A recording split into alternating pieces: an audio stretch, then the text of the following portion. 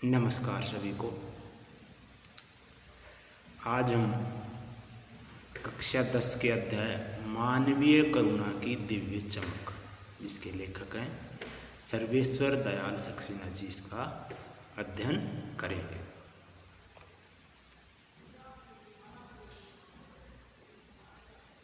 सबसे पहले सक्सेना जी का जीवन परिचय ले लेते हैं। इनका जन्म 15 सितंबर 1927 को उत्तर प्रदेश के बस्ती जिले में हुआ था और इन्होंने दिनमान का कार्यभार, यानी जो दिनमान पत्रिका थी उसका क्या किया था, संचालन किया था। ठीक है, उनका कार्यभार संभालने, यानी कि उनके संपादक थे। ठीक है, और इन्होंने जो वर्तमान जो सामाजिक चेतनाएं थी और जो चुनौतियां थी उनमें अनुकरणीय योगदान किया, मतलब कि उनको आगे बढ़ाया, जो भी चुनौतियां थी उनको सामना किया। ठीक है, सर्वेश्वर जी मानते थे कि जिस देश के पास बाल साहित्य वो समृद्ध नहीं है, ठीक है, तो वहाँ के बच्चों का जो भविष्य वो उज्जवल नहीं है। तो इन्होंने पराग पत्रिका के माध्यम से बाल साहित्य में भी महत्वपूर्ण योगदान दिया। इसके बाद देखते हैं सर्वेश्वर जी की प्रमुख रचनाएं।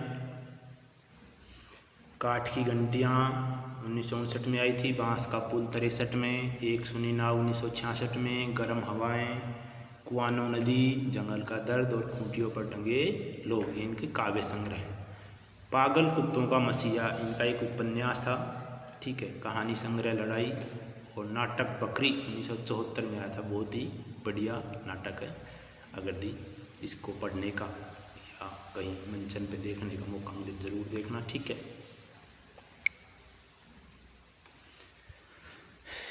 ये जो आप तस्वीर देख रहे हैं किसकी है बताइए, जानते हो?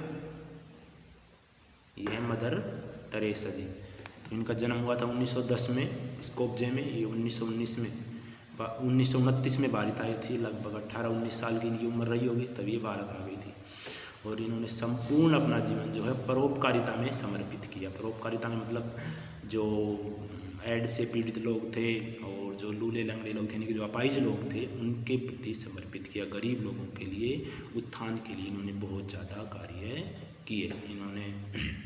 इनको पद्मश्री, भारत रत्न और नोबेल शांति के लिए नोबेल पुरस्कार और इनके तहत जो राशि मिली उनके तहत उनसे एक ट्रस्ट खोल करके और गरीब लोगों के लिए वो सारा जो धनराशि है वो सारी उन्होंने लगा दी थी। आगे जो हम पढ़ रहे हैं मानवीय करुणा की दिव्य चमक, ये एक संस्मरण है। अभी संस्मरण क्या होता है ये देख लेते हैं हम। स्मृति के आधार पर, यानी कि जो यादें होती हैं हमारी माइंड के अंदर, उनके आधार पर, पिछली यादों के आधार पर किसी विषय अथवा किसी व्यक्ति पर लिखित आलेख। ठीक है, तो जो भी यादें हैं, हम किसी व्यक्ति के बारे में, किसी वस्तु के बारे में जो भी यादें हैं हमारे पास, ठीक है, वो क्या होती है, निजी यादें होती है। अगर कोई आदमी उसके साथ किसी भी चीज़ या वस्तु के साथ बहुत नज़दीकी संबंध रखता है तो ही वो एक सुंदर संस्मरण लिख पाता है। ठीक है, सर्वेश्वर दयाल सक्सेना द्वारा लिखित पाठ मानवीय करुणा की दिव्य चमक इसी तरह का संस्मरण है, जिसमें फादर कामिल बुल्के के जीवन एवं व्यक्तित्व को बहुत ही रोचक ढंग से प्रकाशित किया है। अब ये जो हमारा अध्याय है मानवीय करुणा की दिव्य चमक, इसके कुछ मुख्य बिंदु हैं वो देख लेते हैं। जो फादर बुल्के हैं, इनका जन्म यूरोप में बेल्जियम के रेम्स चैपल शहर में हुआ था। ठीक है, जो बुल्के जी हैं इनका जन्म रेम्स चैपल शहर में हुआ था, लेकिन वे इंजीनियरिंग की पढ़ाई छोड़कर भारत आ गए और वो यहीं बस गए। वो इंजीनियरिंग कर रहे थे, तभी उन्होंने जो दीक्षा वगैरह ले ली थी कि वो क्या बनेंगे, एक पादरी बनेंगे।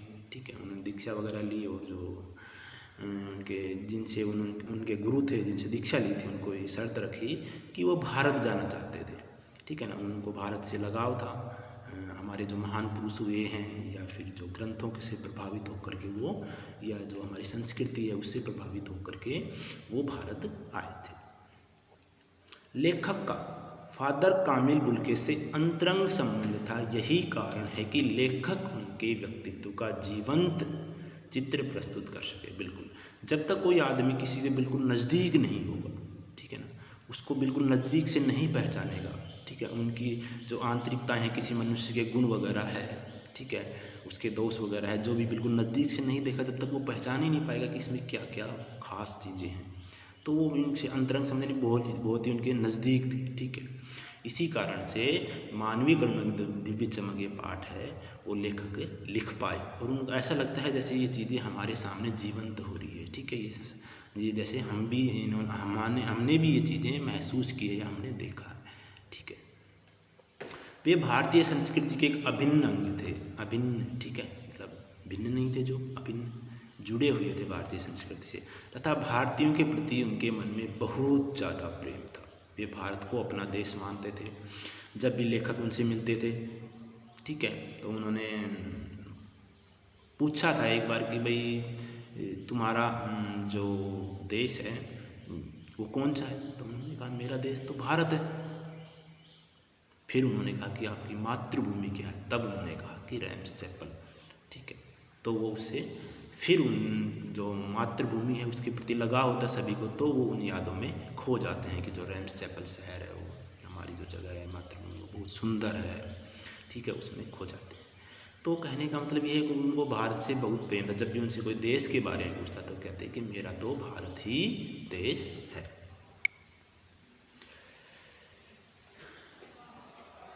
लेखक कहते हैं कि वे एक देवदार के वृक्ष के समान थे। कौन? फादर बुल्के जी, ठीक है, देवदार के वृक्ष के समान थे, क्योंकि वे सभी को आश्रय देते थे और दुखी लोगों को सांत्वना देते थे। देवदार के वृक्ष, देवदार का वृक्ष किस लिए आया है? वृक्ष क्या करता है? छाया देता है, दूसरों को शीतलता प्रदान करता है। उसी प्रकार से जो फादर बुल्के जी हैं वो भी सभी को शांत वचन कह करके, ठीक है, शांत भाव से दुखी लोगों को सहायता कर करके या उनको आश्रय दे करके सभी का क्या करते था? दुख दूर करते थे। फादर बुल्के का हृदय ममता अपनेपन से भरा हुआ था। वे शांत स्वभाव के थे और उनका जीवन सादगी से परिपूर्ण था।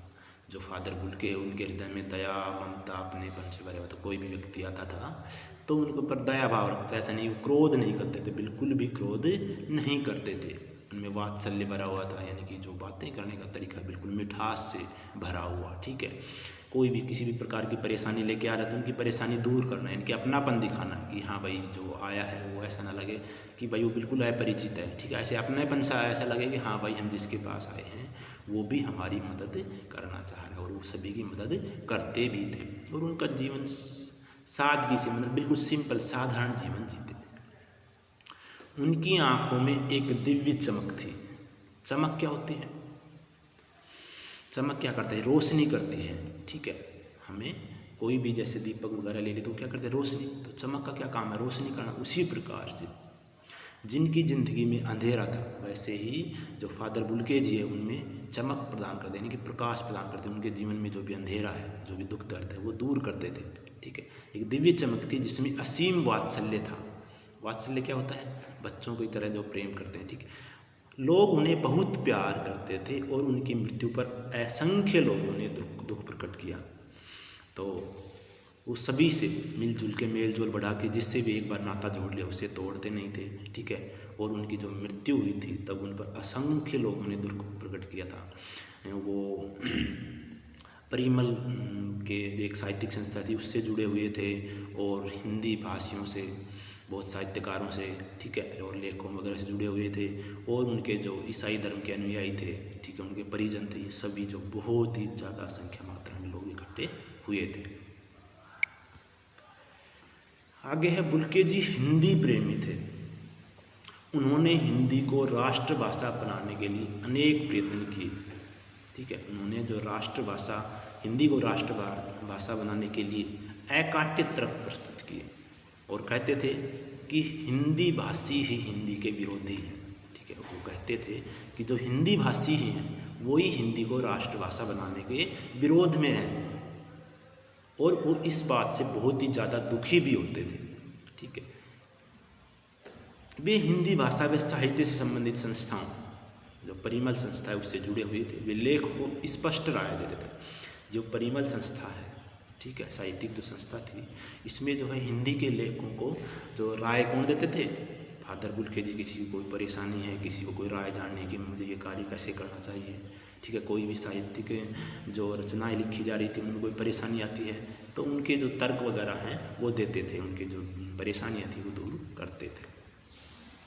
बुल्खे जी रांची के सेंट जेवियर्स कॉलेज में हिंदी तथा संस्कृत विभाग के अध्यक्ष थे। उन्होंने अंग्रेजी हिंदी का कोर्स तैयार किया। उनको हिंदी से बहुत लगाव था। उन्होंने जो है कलकत्ता से बीए किया, फिर उसके बाद इलाहाबाद से उन्होंने एमए में हिंदी, ठीक है, और उसके बाद प्रयाग से उन्होंने राम पर जो है राम कथा पर उन्होंने शोध कार्य किया, ठीक है, और राम कथा विकास एवं उत्पत्ति के नाम से, ठीक है, ये शोध कार्य था। तो इससे ये लगता है कि वो भारतीय संस्कृति से जुड़े हुए थे, यानी कि राम तो भगवान श्री राम हमारे लिए बहुत महत्व, हमारे जो हिंदू वर्ग के लिए है बहुत ही ज़्यादा महत्वपूर्ण है, तो उससे भी जुड़े हुए थे। और उन्होंने एक ब्लू बर्ड नाम से जो एक रचना थी उसका हिंदी में अनुवाद किया, नीला पंछी, ठीक है, और उन्होंने अंग्रेजी हिंदी कोर्स तैयार किया।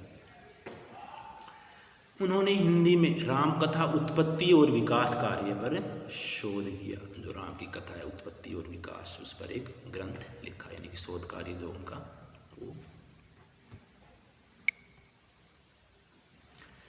फादर को याद करते ही एक उदास संगीत सुनना उनका करुणामय, शांत एवं गंभीर व्यक्तित्व हमारे सामने आ जाता है। तो जो फादर हैं उनको याद करते हैं जब लेखक, तो वो कहते हैं कि मुझे ऐसा लगता है कि मैं एक उदास संगीत सुन रहा हूँ। एक उदास संगीत, जब भी कोई हमें उदास संगीत सुनते हैं तो उसके प्रति करुणा से, उसके साथ जो हमारी जो आत्मा है उसका एकाकार हो जाता है ना। जब भी सुनते हैं तो हम ऐसे आता है बिल्कुल शांत मन हो जाता है, ठीक है, और करुणा से भर जाते हैं। तो उसी प्रकार से जब भी वो कहते हैं कि जो फादर हैं जो मुझे याद आते हैं तो मैं भी क्या होता है करुणा से भर जाता हूँ और बिल्कुल शांत हो जाता हूँ, ठीक है ना। और उसका जो गंभीर व्यक्तित्व इसका फादर जी का, वो मेरे जब भी सामने आने लगता है। फादर संकल्प से सन्यासी थे, मन से नहीं। उन्होंने मुझसे कहा था कि हर मौत दिखाती है जीवन को नहीं रहा, ठीक है। जो फादर जो थे वो संकल्प से सन्यासी थे। सन्यासी क्या होता है, वो क्या होता है समाज से कट जाता है बिल्कुल, ठीक है ना, वो अलग रहता है, अपना रूखा जीवन जीता है। लेकिन जो ये थे फादर जी थे वो सभी से मेल जुल कर रहते थे, समाज में रहते थे, दूसरों का दुख दर्द समझते थे, ठीक है, और उनसे बिल्कुल मतलब जिससे भी एक बार उन्होंने संबंध जोड़ लिया उसको तोड़ते नहीं थे। यानी कि ये सन्यासी गुण नहीं है, वो किसी से किसी के कोई मतलब नहीं रखते, बिल्कुल समाज से कट जाता है जो सन्यासी होता है। लेकिन फादर जो हैं वो सभी से प्रेम करते थे, जो भी आता था उनसे हंस के या प्रेम से बातें करना, ठीक है, कोई भी परेशानी हो उनकी दूर करना। और जो उन्होंने फादर है उन्होंने एक बार लेखक से कहा था कि हर मौत दिखाती है जीवन को नहीं रहा। जब उनके बेटे और पत्नी की मृत्यु हो जाती है लेखक की, जब वो उदास होते हैं, बिल्कुल शांत रहते हैं, उनको कुछ मन वगैरह नहीं लगता, तब एक दिन उनको जो सांत्वना देते हुए फादर ने कहा था कि हर मौत दिखाती है जीवन को नहीं रहा। जब भी एक मौत होती है तो हमें आगे बढ़ने के लिए एक नई राह भी देती है, जिसमें अमृत जैसा मिठास हो, उससे जहरबाद से नहीं मरना चाहिए। और इस बार फादर ने लेखक को बाहें खोलकर गले नहीं लगाया। अंतिम समय में जब फादर मर जाते हैं, जहरबाद एक ये रोग होता है, ठीक है, जिससे फोड़ा हो जाता है और सारे शरीर पे सूजन सी आ जाती है, ठीक है, तो उससे फादर की जो है मौत हो जाती है। तो वो कह रहे हैं लेखक कि उनके अंदर इतनी मिठास थी कि उन्हें ये रोग नहीं होना चाहिए था। ऐसे मीठे लोगों में अमृत से जिसकी वाणी हो, जिसके रोम रोम में सभी के लिए क्या हो, दया भाव हो, ऐसे आदमी को जहरबाद का रोग नहीं हो सकता। इस बात से वो बड़ी दुखी होते हैं। इस बार फादर ने लेखक को बाहें खोलकर गले नहीं लगाया। जब भी मिलते थे, ठीक है, तो लेखक को बाहों में भर लेते थे, गले लगा लेते थे। और फादर का जो है उनका दबाव अभी भी महसूस होता है कि हाँ मुझे फादर गले लगा रहे हैं, तो वो ऐसे ही दबाते थे, ठीक है। तो उनका जो भार है, उसका जो दबाव है हाथों का, अभी भी जो लेखक को महसूस होता है। लेकिन अब जो मर चुके हैं, अंतिम समय में हैं, तो वो उनके अंतिम संस्कार में जाते हैं। तो कह रहे हैं कि जो लेखक है उन्होंने अब की बार हर बार मुझे बाहें खोलकर मुझे गले लगाते, लेकिन इस बार गले नहीं लगाए क्योंकि उनकी मौत हो चुकी थी। अब इनकी जो चारित्रिक विशेषताएं वो देख लेते हैं एक बार। बिल्कुल सरल हृदय थे, पहले से ही आ रहे हैं, देश प्रेमी थे, ठीक है, मस्त मौला, ठीक है, अपनी मस्ती में रहना, ममत्वमयी यानी कि ममता से भरे हुए, आस्तिक थे, ठीक है, यानी कि भगवान ईश्वर के अंदर आस्था रखने वाला क्या कहलाता है, आस्तिक, कर्मठ, कर्म करने वाला, करुणामयी, दूसरों के दुख में दुख होना, ठीक है, दूसरे को सांत्वना देना, शांत, उनका अपना स्वभाव भी शांत था, बिल्कुल क्रोध नहीं करते थे। एक क्वेश्चन और यहाँ पे, इनका जो है चित्र खींचना हो, यानी कि इनके जो रंग रूप है इनकी तो कैसी है, यहाँ देखो कि जो लंबी भूरी दाढ़ी है, ठीक है, गोरा रंग है, ठीक है, नीली आँखें हैं, ठीक है, और ये जो चोगा पहनते थे, सफ़ेद चोगा लंबा, ठीक है, इससे शरीर ढका हुआ। चलो प्रश्न अभ्यास कर लेते हैं कुछ थोड़ी सी। फादर को जीवन के अंतिम पड़ाव में कौन सा रोग हुआ था, अभी अंतिम भाग में बताया था मैंने, कौन सा हुआ था, जहर, ठीक है। करुणा के निर्मल जल में स्नान करने का क्या आशय, करुणा के निर्मल जल में स्नान करना, निर्मल जल किस लिए होता है, गंगा आदि का जो मन को शांति प्रदान करता है, ठीक है। तो जो फादर हैं वो बिल्कुल क्या थे, करुणामयी थे, ऐसे लगते थे कि वो उसके पास जो भी आदमी जाता था उनके पास, तो उनको ऐसा लगता था कि वो बिल्कुल निर्मल, यानी कि मल रहित, बिल्कुल स्वच्छ जल, उसमें स्नान कर दिया हो, गंगा जैसी पवित्रता हो, यानी कि इसी तरह से वो क्या करते थे, दूसरों की दुख परेशानियाँ दूर करते थे कि बस उनका बिल्कुल जो दुख है वो दूर ही हो गया हो, उन्हें अब कोई परेशानी नहीं है। फादर किस भाषा को राष्ट्रभाषा के रूप में देखना चाहते थे, of course Hindi. Hindi, father किस साहित्यिक संस्था से के सदस्य थे, थोड़ी देर पहले आया था, किसके थे, परिमल के जुड़े हुए थे, परिमल साहित्यिक संस्था थी उससे जुड़े हुए थे। इसमें कुछ भाषा की बात में एक ये निबंध आया है हमारे, और अनौपचारिक पत्र और समुच्चय बोधक, इनके बारे में देख लेते हैं। निबंध तो सभी को पता ही होगा, ठीक है। इसको क्या करते हैं, विचारों का क्रमबद्ध, सुंदर, सुगठित और सुबोध भाषा में लिखित रचना को निबंध कहते हैं। निबंध को हमें शीर्षकों में बांट लेना चाहिए, ठीक है, फिर उसके बाद उपशीर्षकों में। अगर इस तरीके से नहीं बांट पाओ तो पहले आरंभ, फिर मध्य भाग और फिर उपसंहार, ठीक है। आरंभ में मेन चीज़ लिखी है कि भाई हम इस बारे में लिख रहे हैं, मध्य भाग में पूरा विस्तार से, ठीक। उपसंहार उसमें जो निष्कर्ष निकला कि भाई ये चीज़ों के बारे में, ठीक है, उसमें उपसंहार में सब। एक इसके अंदर भाषा सरल और स्पष्ट होनी चाहिए, शब्द सीमा का जरूर ध्यान रखना चाहिए, ठीक है। विचारों की पुनरावृत्ति से बचने, एक ही विचार बार बार, एक ही पंक्ति बार बार नहीं दोहरानी है। लिखने के बाद उसे पढ़ना है और उसमें आवश्यक सुधार भी कर सकते हैं। भाषा संबंधी त्रुटियां दूर करेंगे, भाषा संबंधी जो त्रुटियाँ, ऐसा नहीं वो वाक्य तो होना चाहिए एक वचन में, लेकिन हमने लास्ट में जैसे मोहन बाजार जा रहे हैं, ठीक है, इस प्रकार की, या कर्ता के बाद क्या था, कर्म क्रिया, पहले कर्ता के बाद क्रिया लिखते, इस व्याकरण संबंधी कोई त्रुटियाँ नहीं होनी चाहिए। वर्तनी शुद्ध होनी चाहिए बिल्कुल। विराम चिन्हों का भी उचित प्रयोग का ध्यान रखना चाहिए, ठीक है। इसमें जो निबंध आया वो इन बातों को ध्यान में रखते हुए लिखेंगे। इसके बाद में एक इसमें पत्र आया है, वो देख लेते हैं। पत्र क्या होता है, सबसे पहले तो एक व्यक्ति द्वारा भावना रूपी शब्दों के संग्रह को दूसरे व्यक्ति के समक्ष लिख कर प्रकट करना होता है, ठीक है। अपनी जो भावनाएं हैं, ठीक है, वो हम पत्र के माध्यम से प्रकट करते हैं। पत्र दो तो हैं औपचारिक और अनौपचारिक, ठीक है। तो यहाँ पर अपने अनौपचारिक की चर्चा की गई है, ठीक है। औपचारिक सरकारी पत्र वगैरह होते हैं, अनौपचारिक जो हम अपने रिश्तेदार वगैरह को हमसे, ठीक है, उसमें कुछ औपचारिकताएं नहीं होती है, बिल्कुल साधारणतः लिखते हैं तो वो अनौपचारिक होता है, ठीक है।